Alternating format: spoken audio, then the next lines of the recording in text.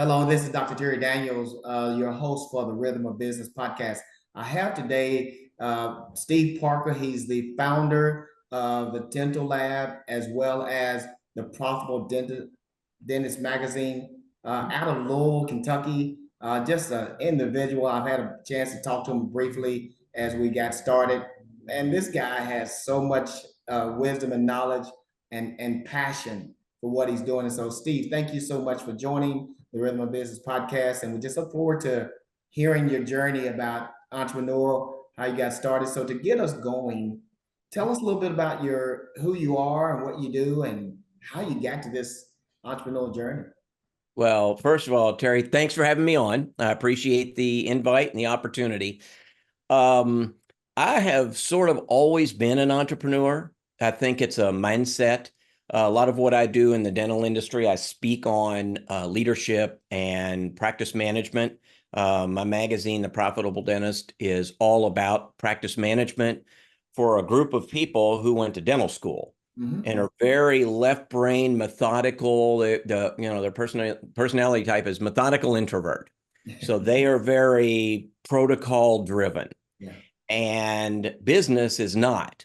Business is very sort of right brain, manage what's in front of me to get a result. And so it conflicts. So they are ripe for somebody who comes in and explains what being an entrepreneur is and how they have to tap that to be successful, or they have to fight that and end up being unsuccessful. So I worked for somebody. I worked for a company that, we were talking beforehand. I was in the telecom infrastructure business, the utility power infrastructure business.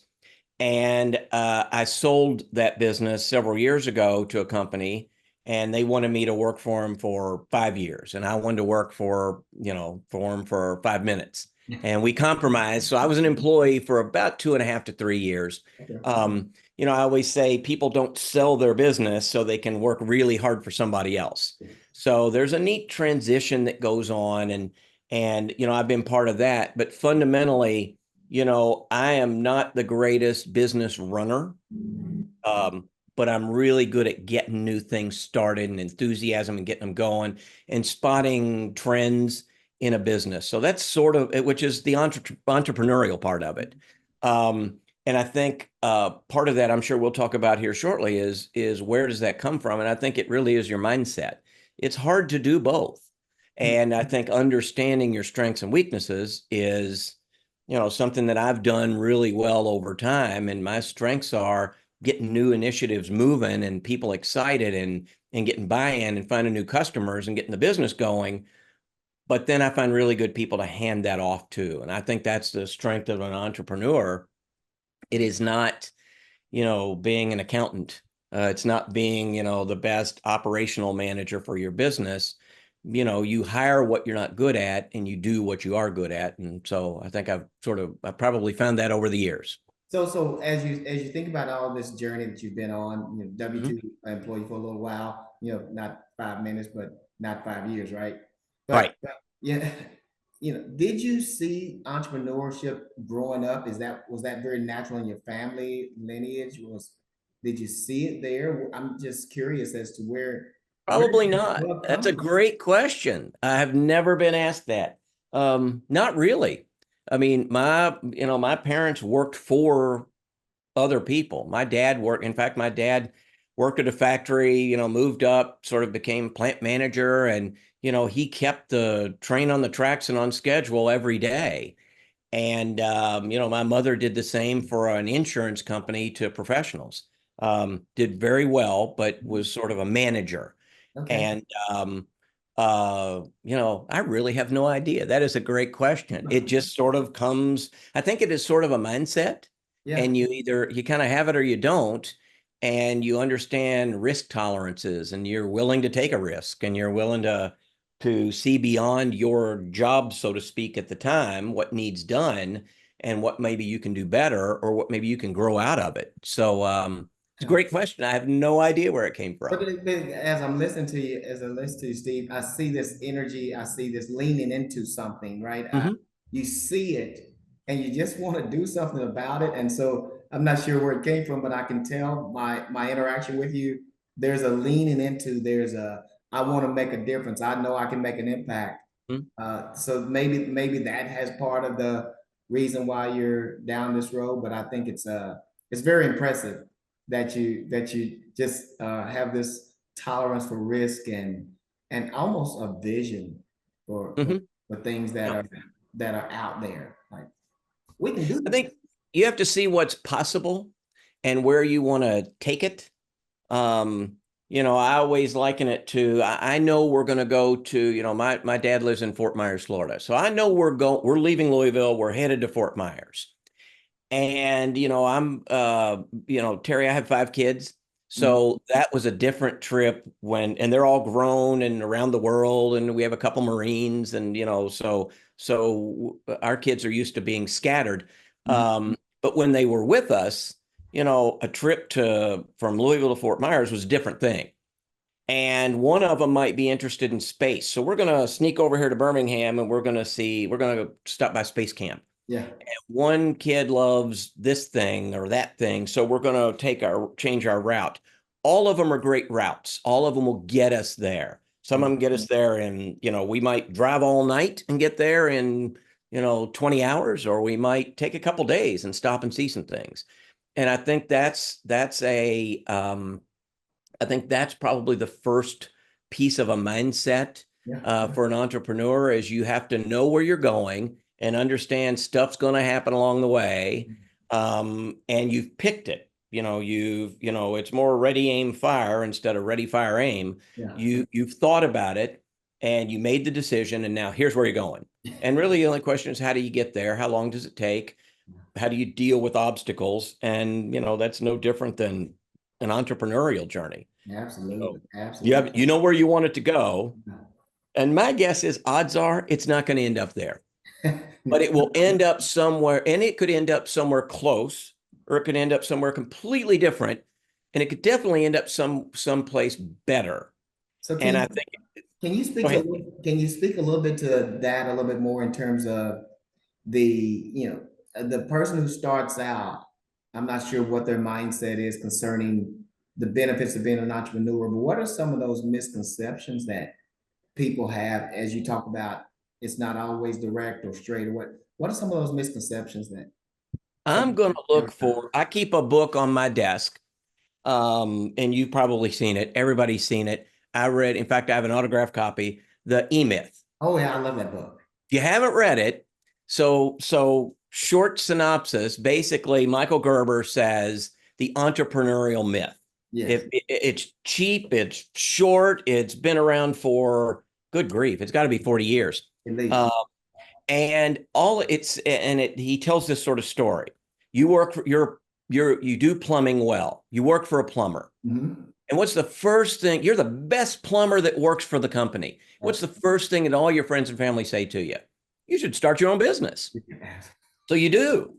And then suddenly you realize that your day is spent running a plumbing business, not doing plumbing, Yes. which is what you like to do. That's why you were good at it, because you knew it inside and out. You could sort of divine plumbing in your imagination. Somebody would call and say, "Hey, this is happening." You would say, "I know exactly what it is." Like, you were the best. But now you have to deal with taxes, and you have to deal with employees, and you have to deal with downturns in the economy. You have to deal with a COVID crisis that shuts down all businesses, and you've never done that. And you've got cash flow, and you've got, all those things that have nothing to do with plumbing, you're now stuck with. So he makes a distinction between a technician, somebody who does the work, and in my business, dentists, Mhm. dentists do the work of dentistry, but 84% of dentists also own their business. Mhm. Highest of any profession in the world, period. Accountants, physicians, chiropractors, optometrists, lawyers, under 10% own their own business. 90+% are employees. So they could show up for work and do accounting every day, or do, whatever they do every day. Mhm. And even physicians, they get together as a group and are owned by a hospital group. So they're kind of entrepreneurs, but not really. They probably own the building. Yeah. Dentists own the whole thing, 84% of them. So they have to learn these things. So what I, in my work with our media company, we talk about practice management. And what we do is create that balance between the technician you are at the thing you like to do and the business part of it, the thing you have to do. So kind of, I guess, to answer your question, that is perfectly the E-Myth. You've Absolutely. decided to be an entrepreneur, and you think it's just doing what you like to do a whole lot more, and it's just not. It's a completely different mindset, and you have to embrace it and understand it, and then you can be successful. I'm tell you what, you just encapsulated that book so well because again, that's a great answer because you know I want to do what I love to do, right? And many Right. times my functional skill set, you know, is where I received all of my learning. Hmm. No one taught me how to run a business. No one taught me the accounting side. No one taught me the marketing side. No one taught me dealing with an employee who's not wanting to walk right or talk right. So no one taught me that, and all of a sudden I'm thrust into that. So there's a real misconceptions that an entrepreneur need to be aware of. Here's the other neat thing. They don't even teach you that if you get an MBA. Absolutely. That's not part of they sort of talk about it at a very high level and organizational behavior and that sort of thing. But and I remember when I was at Indiana and, in the MBA program, and I remember this conversation about we had this sort of imaginary pizza business. Yes. And there was an employee, we'll call him Josh. And Josh, it was supposed to be 8 minutes in the oven. And Josh just sometimes it was 7, sometimes at 9. So we sat down and we dialogued with Josh and we went through that. That sounds amazing until you Yeah. graduate, open a pizza restaurant. And Josh is, I always call it the 16-year-old, I don't care acid test.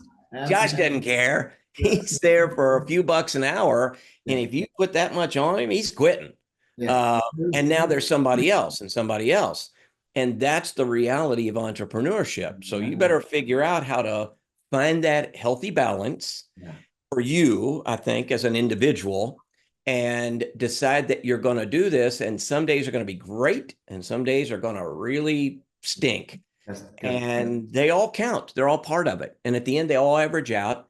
And if you're focused on the right thing, you end up with a good business. But yeah, even business school, even the percentage of Harvard MBAs, less than 13% of Harvard MBAs ever start a business. Yeah. They got an MBA from Harvard in business, and less than 13% started. And they have the exact same failure rate as the average American, about 50% in the first 3 years. Yeah. So spending all that money and all that time doesn't guarantee you to be a good entrepreneur. Yeah, yeah, that's a great insight. So tell me a little bit more about, you got this wonderful family, 5 children, and you Mhm. got all these businesses that you're part of, all these dental offices that you're part of.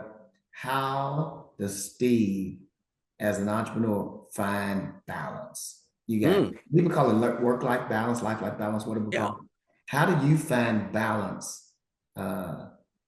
With all this that you're trying to juggle and entrepreneur trying to juggle? I think, and that is a great question. I think it's so let me frame it this way. What I do in my personal life is exactly what I do in my business life. There you Again, I stink at running a business. I would be a terrible accountant. I would jump off a bridge if I did go. it for 30 days. But the world needs accountants, and I have really good friends Yeah. who are really good accountants. And Yeah. I have really good friends who work for Fortune 100 companies. And, I'll joke with them, how was your day of moving paper from this side of the desk over to this side of the desk and just putting Absolutely. your signature on it? And, they'll say, I did pretty good and I made a lot of money and I got a great 401k. And that is, so they're envious that today I can say, man, I talked to somebody and they want to build some component of dentistry. In fact, I help startups. I help people start up Mhm. little businesses within our industry because we have a big audience, and their biggest challenge is audience. I mean, you can have a great thing, you can build a better mousetrap, but if it stays in your garage in Louisville, Kentucky, and nobody ever knows about it, it doesn't matter. You're never going to sell it. You're never going to build a business from it. So I do things like I'm very involved. I was, I tell this story. I literally was standing with some friends of mine. Our kids all went to Catholic school, Mhm. and in an archdiocese, in a parish with lots of Catholic schools. And we were standing one day watching our kids play soccer at the YMCA. And YMCA is an awesome organization, but Mhm. I realized that every kid out here on the field was kids our kids went to school with or kids at other schools. And I said, why don't we have a soccer league? I mean, we probably have 12 or 15 schools. There are hundreds of kids, and they're all paying the YMCA tens of thousands of dollars. Mhm. And they were little at the time, Terry. So they're, going out there kicking at a ball and looking at airplanes and trucks going by and having a good time. But why didn't we have that here? So I went and asked the athletic director, and he said, we've been trying to do it for 20 years. Nobody would get it started. So I said, I'll make you a deal. And I had three conditions. I said, I will get a soccer league started. Number one, I'm just getting it started. I don't know the first thing about soccer. All I know is I'm paying for three kids to stand out there and play, and then later five kids to stand out there and play and kick a ball around and look at airplanes. And I said, I will get it started. Number one, that's it. Your job is to find somebody to run it in year two. Number two is I'm the boss, I'm the czar. So when somebody comes to you and says, hey, Parker, rule number 76, Parker doesn't know what he's talking about. Your job is to say, he's the soccer czar. What he says this year goes. Now, if you don't like rule 72, we need somebody to run it next year. That Yeah. should be you. I said, there's your pool of people who really care and are passionate about running a soccer league. And number three was, as far as the rules go, I'm good with good first year. Then start a tradition of making it better and better and better and better. And that's not me. I'm not that guy. So my goal was that 50 kids play the first game in March of, I think we did it probably 20 years ago. Yeah. The first game or first night that we played, we had 350 kids show up. After that, the second year was 750 kids, and it is the biggest sport, the highest revenue generating sport for the entire Louisville, Southern Indiana diocese. I handed it off to the guy who was my biggest pain in the butt complainer. His kid played league soccer, travel soccer. He loved soccer. His name was Frank. We've become very good friends. I said, Frank, you run it next year. And Frank came to appreciate what I was doing. That for 20 years they had haggled over the details and never got the thing off the ground. Yeah. So it's kind of irrelevant. But if we get it off the ground, it's a league so all kids play, boys, girls, old, young, every grade, and it became a revenue generator. So Wow. what was a thing that nobody wanted to do and complained about and could tell you every way it was going to fail. Once we got it going and proved that it would go, you'd be shocked at how many people were on board. And then they figured out, well, wait a minute, if we play at our parish, we get all the proceeds from the concession stands. We Yeah. get all registration fees. Hey, we got somebody to volunteer to come level out that field out behind the church and make it look amazing for a soccer field. So all this comes out of it. That has nothing to do with business other than, the revenue part of it. Yeah. So I find a way with those things and have done many, many, many things over the years just like that. That's no different than starting a business that needs customers. It needs a little marketing. It needs people to do the work. It needs all those things. And again, I know my strengths and it's not running it. Yeah. And I'm willing to take the arrows for getting it off the ground. I know people are going to complain. I know nobody wants to change what they're already doing, but that's entrepreneurship to me. It's getting it going and then handing it off to people who are really good at running it, way better than, I'll ever be. So where do with this, what I hear, Steve, there is a growth mindset versus a fixed mindset, right? And Spot on. Yep. so with Whiterock and with the Profitable Dentist Hmm. magazine, where do you take this from here? What's next for Steve and these businesses that you're already running? What's next for you?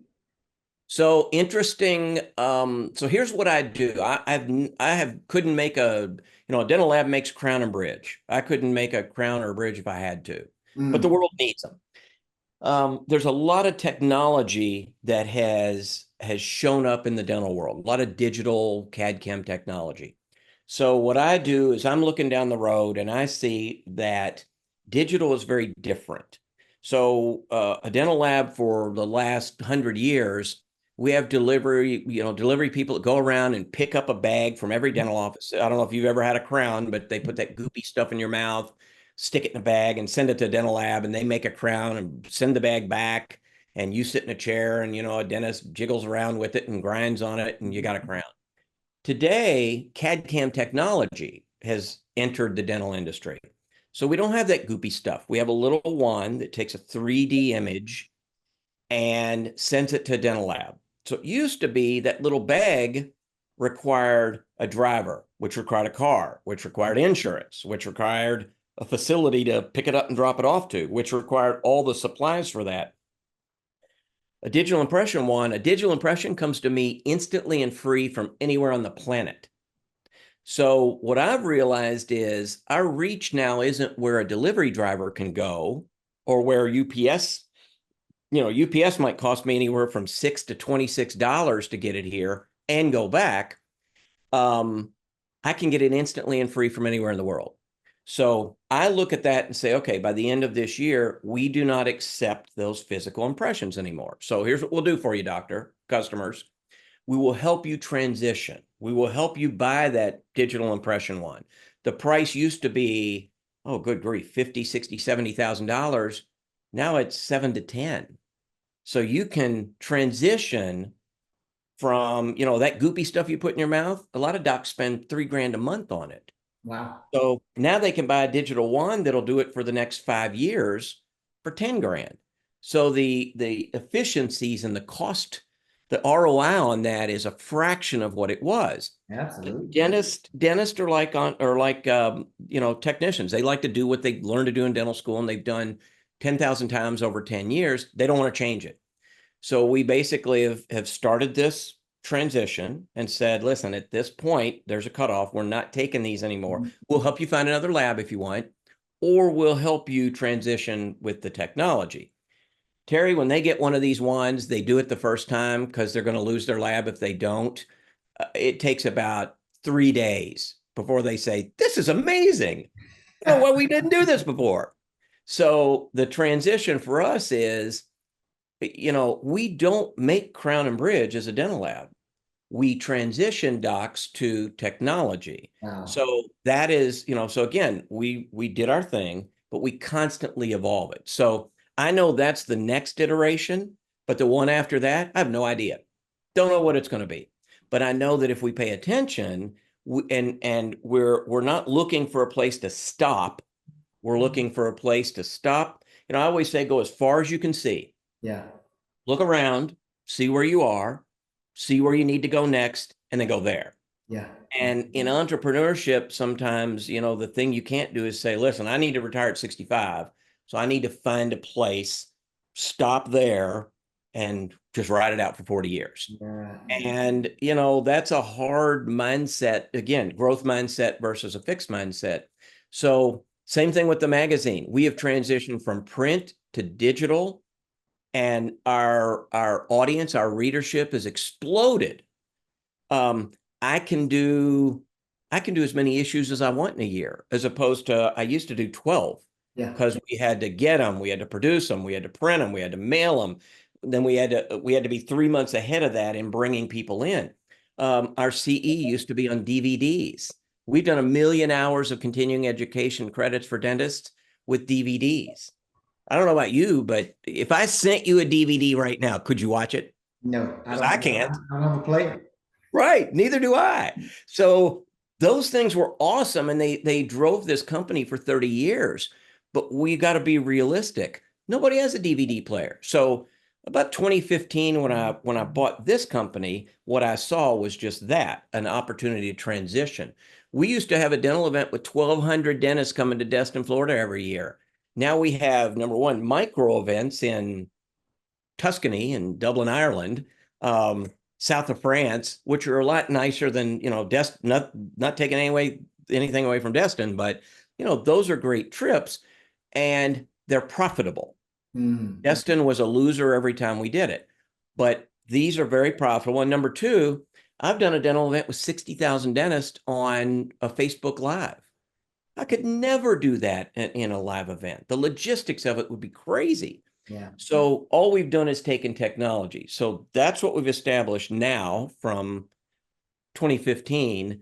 Wow. What's coming next? I have some ideas, but it will be different than that. Yeah. And so I think that's what comes next is, I don't know, but we're always looking for what's coming next. I love that. Go as far as you can and then see where you are, see what's next. And that truly is entrepreneurship. So last Yeah. question, Steve, as you think about you back before you had this bug to hit you, Mm-hmm. you're there with these great ideas in your head, you really want to do something, make impact, maybe have a pencil and paper or pencil and a napkin in front of you, just doodling on what can be these dreams you have. What do you say to that person who's sitting there today that's has these great ideas, dreams of doing something different, not necessarily trying to get away from the W-2, but Mm-hmm. I have these passions and dreams inside of me. What do you say to that person to inspire them to move, to do something, to get up, take it from the napkin to some action? What do you say to that person? I would say, first of all, be honest, strengths and weaknesses. So when I speak to a room full of dentists, um, you know, 50 years ago, the trajectory of a dental practice was go to dental school, graduate, start your own practice. Mm. To be very blunt, and I'm very blunt, and a lot of dentists get really mad until they go home and think about it, because they hate what they're doing. They love the dentistry. They hate being in charge, or they show up Monday morning and their office manager quit. And now literally the place is shut down until they can find a new office manager. So they make a terrible decision, hire somebody's cousin's brother's step friend who has no experience, but they got to plug somebody in at the front desk. And then they're shocked when, they let them handle their $1 million worth of revenue and $300,000 of it goes missing, Yeah. and they're stunned. Well, you created that environment. Yeah. You want to be the dentist, but there were about 3 steps along the way you needed to stop and be an entrepreneur. Yeah. So understand your strengths with that. Understand risk tolerance. Understand dealing with people in conflict. If you don't like conflict, don't be an entrepreneur. Yeah. Doesn't mean you're going to be yelling at people, but I promise you, if you have employees, there is at some point where you've hired somebody who was going to be perfect and turns out to not be perfect. Yeah. And you have to deal with it. Yeah. And I always say I'm not as worried about the person I have to help find a new career as I am with the really good people who stay behind. So I got to be conscious of that. And there are all those things that help you with that. So be honest about your strengths and weaknesses. And in dentistry, Terry, I'm telling you, a lot of people are really good employees. I know I've got good friends who filed bankruptcy twice as a private practice owner, but make over $1 million a year as an employee of a big group dental practice. They're just a better employee. And it's not a sign of weakness. It's just that they like to come in and do the dentistry, leave at 5 o'clock and go to their kids' tennis practice. And that's their work-life balance. It is not, oh my gosh, my office manager quit. Now I'm going to lose revenue for 6 weeks while I struggle to find another one. And I got to find somebody tomorrow. So I got to miss kids' tennis practice while I start pulling out old resumes. That's entrepreneurship. So if you're not comfortable with that, don't start down that road. Number two is understand you have no idea your expectation of where this is going to go, this image you have in your mind. What did Mike Tyson say? Everybody has a great plan until you get punched in the face that first time. Um, you got to be comfortable with surprises, with curveballs to the head on a random Tuesday afternoon, and and that it's just a sucky day, Yeah. and tomorrow's a new one. You got a new chance to start over. And it's sort of back to number one. If you're not comfortable with that, you're not. It's fine. I know plenty of people, my buddies at Fortune 100 companies, retired with lots of money, great 401ks, made huge salaries, and never had to take one risk whatsoever. Yeah. Uh, that's not an entrepreneur. So, and the irony is they're envious of what I do every day. And I say, but I'm sort of envious of the predictability that you have, until I think about doing it for 3 or 4 or 5 straight days, and I would go stir crazy and, run out the door screaming. But I would say just understand what it takes to be an entrepreneur. And again, I can't say it enough. There's a reason I keep it on my desk. Read the E-Myth. I don't get anything from this. Don't know Michael Gerber. I just know that the message in it is very clear about what an entrepreneur really is and what a technician is, and balancing what you love to do with what you've got a business doing. And there's a lot you have to give up. I know a dentist who, tell you one last quick little story. One of the best men I've ever known, in Louisville, Kentucky here, Mortensen Family Dentistry, Dr. Wayne Mortensen, wonderful individual. He had a little concrete block office, and his wife was his IT manager and his accountant. He literally ran a network cable, plain old LAN cable, out of the roof across the parking lot to their house. And she had a little office in a closet, and that's where she did bookkeeping. And they needed to connect the office with her bookkeeping. I mean, this is 100 feet away. Yeah. Mortensen now is probably $250, $300 million. And at about a dozen, 15 offices, Dr. Wayne's CFO came to him and said, we got a good thing going. We've got kids working in the business. We got family working in the business. We got a name, but you need to be the CEO, and you need to stop seeing patients, and you really can't do the dentistry anymore. You've got to be the CEO. He is a very strong man who will get teary-eyed every time he tells that story. He had to quit being the dentist. And he said, that was the best and worst day of my life. And, he's done pretty well for himself, but he could not have built a $250 million business with a couple hundred offices, seeing patients 8 hours a day, 4 days a week, and being a part-time CEO. So, mindset wise, you got to be ready for that. If you're going to grow it and it's going to work for you, there's a point at which you have to quit doing the thing that you loved, which is the foundation of your business. And that truly is the E-Myth right there, that story. Yes. Either I'm going to be the technician or I'm going to be the entrepreneur. Because the entrepreneur is spending 80% of their time growing their business. Yeah. And they've got other people managing and doing and working the business, right? So they're working on the business. They're working on business instead of working in the business. Absolutely. And there's a point. If you're, the worst thing you got is success. Yes. When you're successful, you have got that decision's in front of you when you get started. Yeah. And there are plenty of people who run a nice little business and have do very well at it. They don't want to build, Microsoft.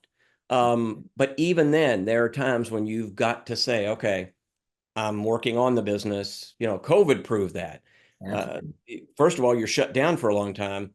Take the opportunity to work on the business as well as in the business. And that's a tough mindset. So that'd be my advice: is know that's coming, plan for it, and sort of bake that into the business that you're building. So if you're successful, you're already ready for it.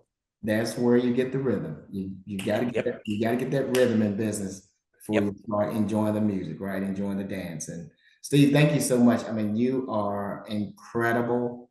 To the audience, this is Steve Parker. He's the founder of Whiterock Dental Lab, as well as the Profitable Dentist magazine out of Louisville, Kentucky. And he lives in Indy, works in Louisville. So again, if you're looking for someone that's just to come and inspire you, to learn, teach you, and help you understand more about finding the right dentist, I'm sure he has some recommendations. So Steve, thank you so much for being so awesome and sharing with this audience today.